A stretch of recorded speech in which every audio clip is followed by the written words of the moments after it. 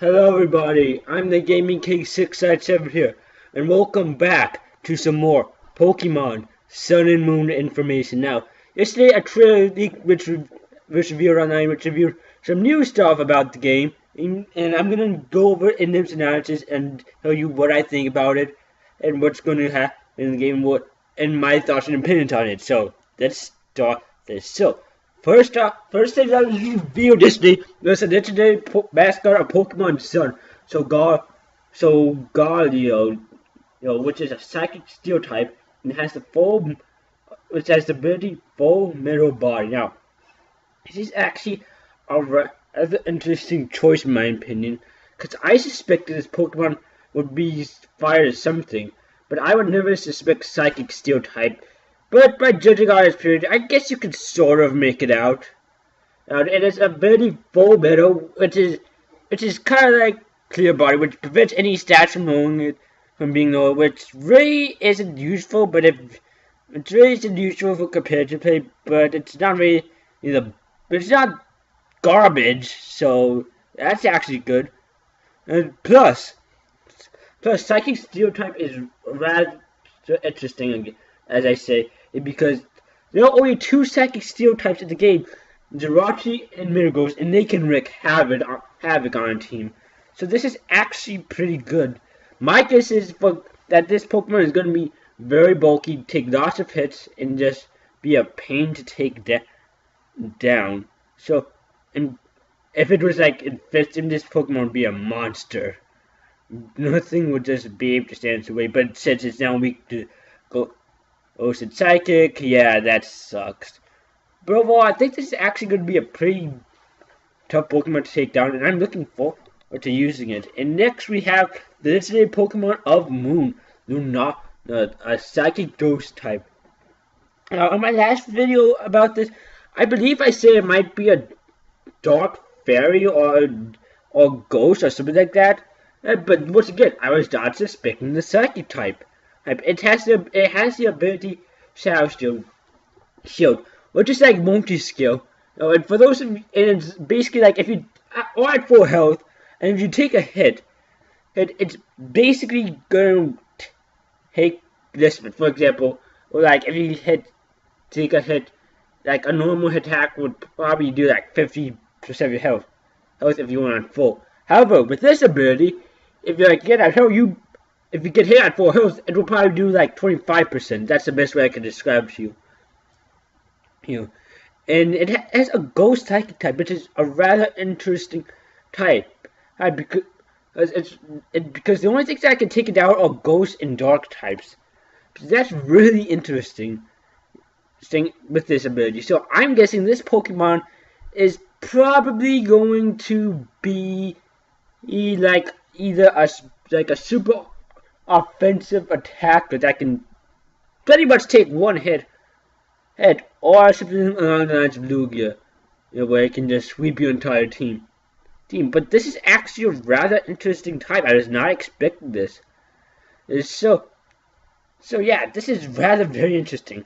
Yeah. So this is actually pretty cool. Now, next up, I wanted to talk about the full map of the Alola region. Now, as I said earlier, the Alola region was actually sort of small.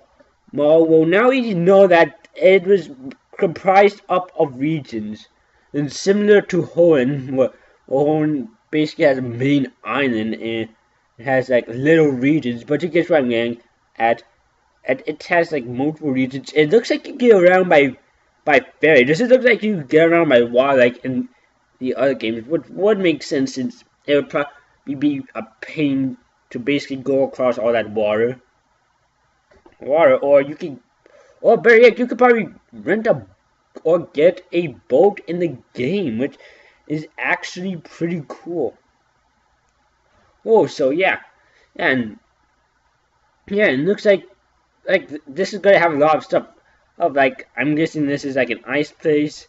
This is like, well, probably explore mountain, grass, foliage, desert. It's gonna have a lot of stuff in this game, and I'm guessing this middle island right here is probably the elite where the champion is gonna be, because it doesn't really look like there's basically a more important location than that place is it to be, and it doesn't really look, and none of the other places stand out for maybe this island, but either it's a Need 4 place or B, it's basically like a hub for the Lola region, which I would be okay with.